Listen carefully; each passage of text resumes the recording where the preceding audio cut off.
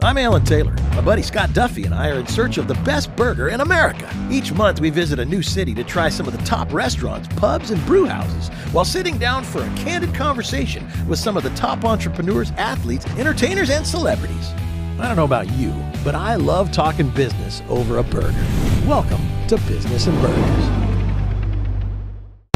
David Meltzer has spent the last 25 years as an entrepreneur in the legal, tech, and sports and entertainment fields. He knows how to leverage Hall of Fame relationships in sports and business. Today, as CEO of Sports One Marketing, a global sports and entertainment marketing agency founded by David Meltzer and NFL Hall of Famer Warren Moon. With their many charitable organizations such as Crescent Moon Foundation and Meltzer Mission, this duo has displayed a commitment to their community, empowering youth and adults alike.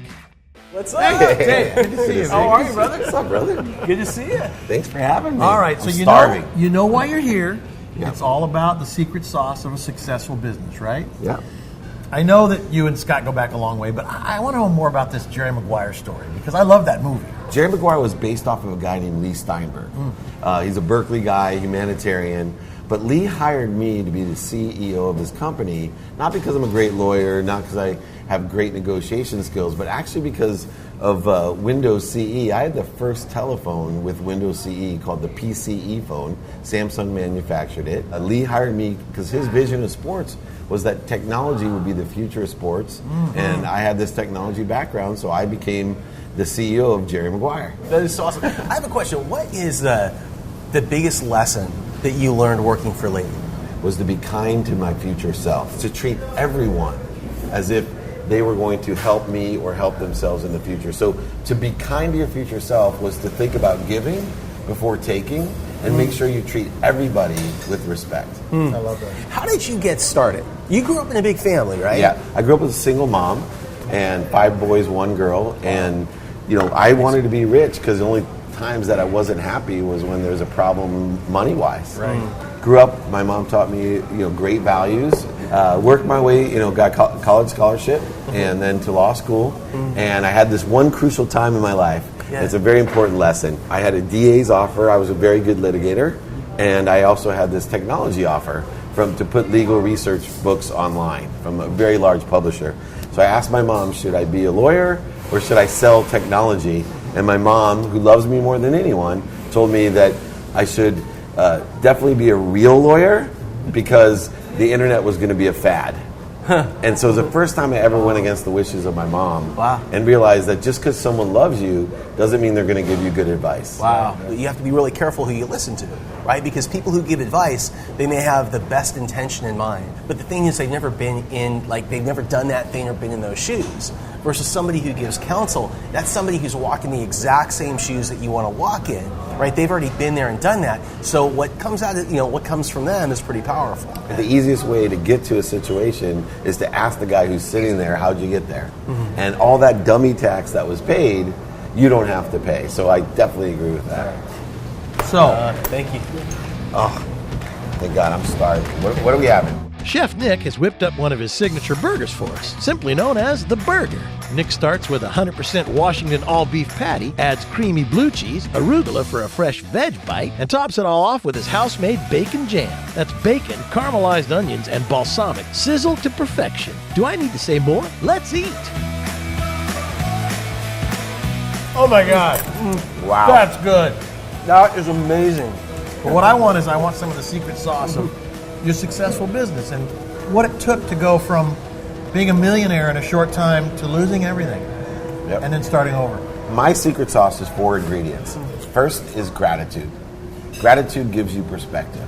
And no matter what happens, especially as an entrepreneur and a businessman, things don't happen the way you anticipate them to happen. So to look at everything in the past and be thankful for it, to see everything in the present and to be thankful for it, only makes your future even brighter, which allows you to actually manifest all the big dreams of a big entrepreneur or a big businessman. The second ingredient has been empathy. Now, empathy is interesting because most people think of empathy as sympathy. But, I can't be poor enough to make you rich, sick enough to make you well. But empathy is much more powerful. It's forgiveness. And the thing that you need to learn to forgive is yourself, believe it or not.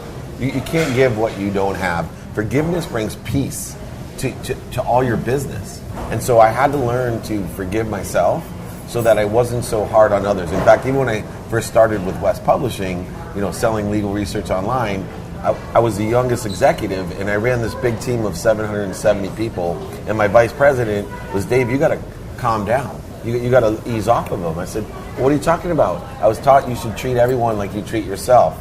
He said, in your case, you can't. Because you're so hard on yourself. Wow. You got to ease up. I'm hard on myself that same way. And I'm willing to work 24 hours a day. Who does that? Nobody, right? Almost nobody. But I expect everybody around me to do that as well. Unless you're an entrepreneur. So there's got to be a tempering of our spirit, our stallion spirit. How did you do that? You had to really look and see a balanced life. And if you couldn't have balance, like a lot of entrepreneurs can't, you have to allow and empower other people to have that balance. And they can't care about everything that you care about at an equal value because they don't have the same values. And then what's the third piece? Third one's really critical. It's accountability. Accountability is interesting because we get it confused with liability. And so I always tell people, if you truly want to liberate yourself, realize that you're accountable for everything in your life. And when something happens to you, there's only two questions you need to ask. One, what did I do to attract this into my life? And what can I learn from it so it doesn't happen again?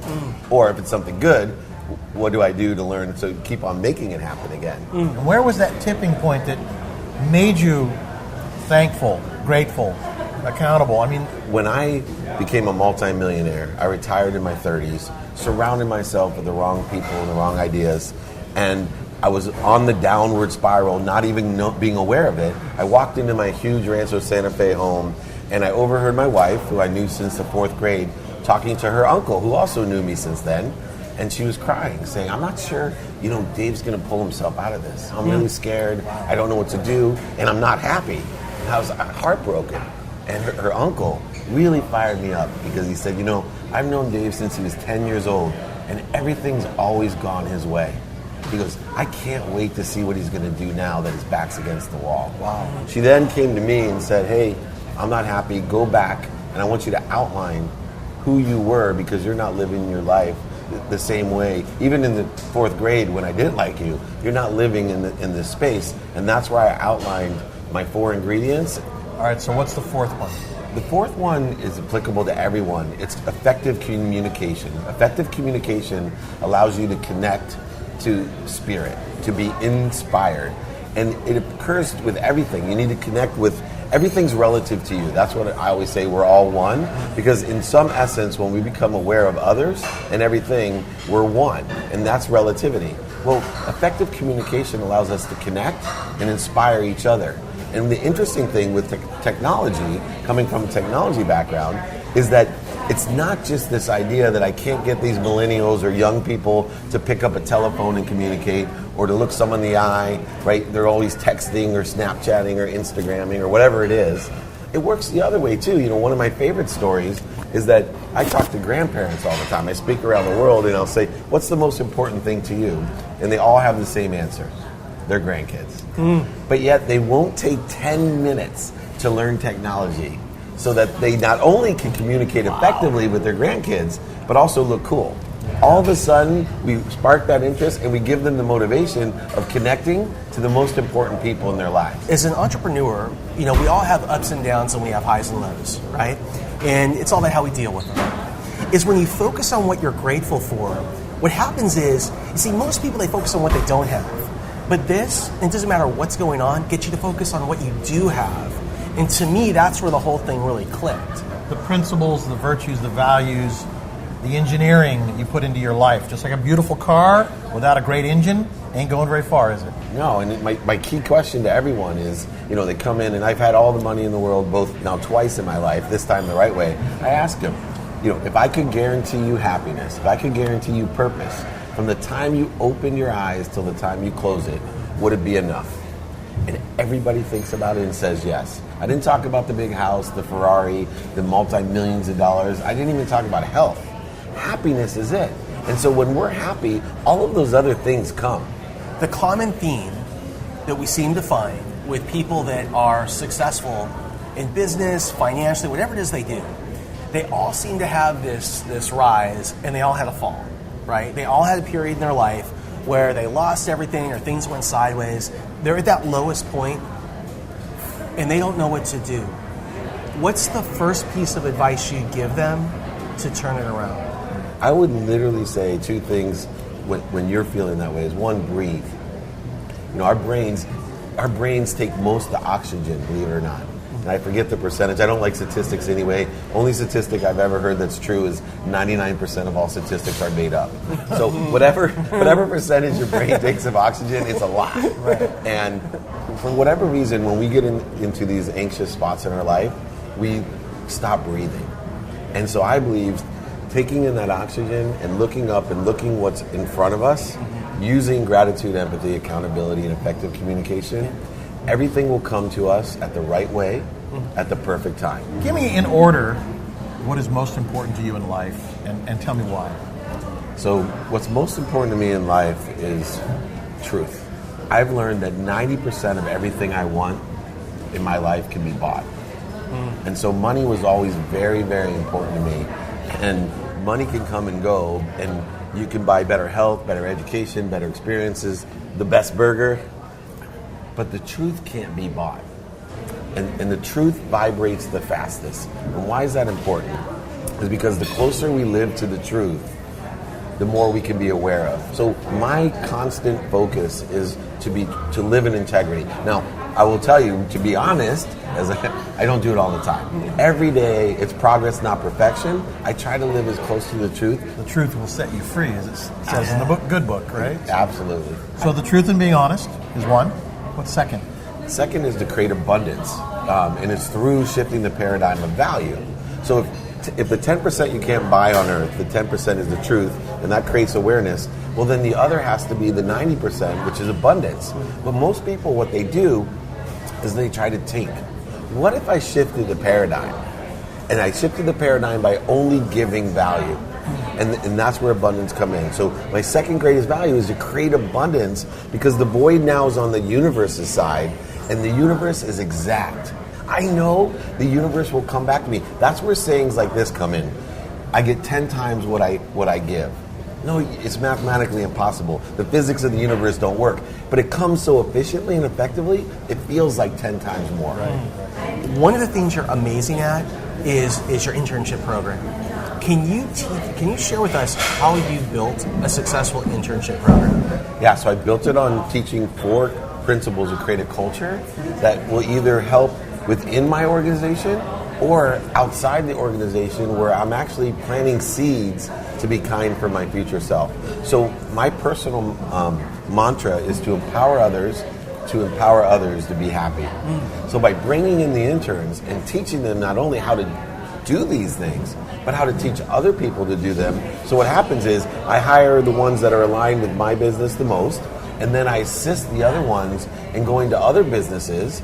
And when that happens, I now have an empowered person who's aligned with my culture to do business with. Interesting, starting with values and culture, even with interns. So I love how you teach about abundance. And Dave Meltzer, you have an abundance of blue cheese right here. I'm gonna put it on my... You're a brave man. Thank you, Alan. Dude, awesome to see you, man. I love you. Thank you. Thank you for having me. Thanks for the burger. The burger. The burger. burger. All right. Awesome. Having Leigh Steinberg as an early mentor taught David valuable lessons that are lasting him throughout his career. Here's some food for thought. Choose a mentor who sits in the situation you would like to be in, and find out how they got there. Gaining empathy for others by learning to forgive yourself will help to bring peace to you and those around you in your business. Taking accountability and knowing what is and is not working will help set your path straight. Next time on Business and Burgers, Rand Fishkin may be best known for his popular Whiteboard Friday series, watched by tens of thousands of marketers each week. But Rand also is known as the Wizard of Moz. As founder and former CEO of Moz, one of the marketing world's fastest growing software companies, Moz focuses on improving professional marketers' web traffic and customer acquisition using SEO, social media, content marketing, and more. Over 6 years as CEO, Rand grew Moz from 7 employees to 134, revenues revenues from $800,000 to $29.3 million, and traffic from 1 million to 30 million annual visitors. But at the helm of every successful business is a personal story, and Rand's utter transparency is a breath of fresh air of which every entrepreneur can relate.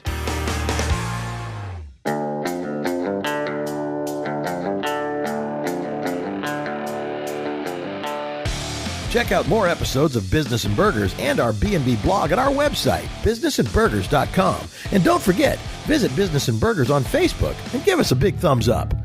We'll see you next time right here on Business and Burgers.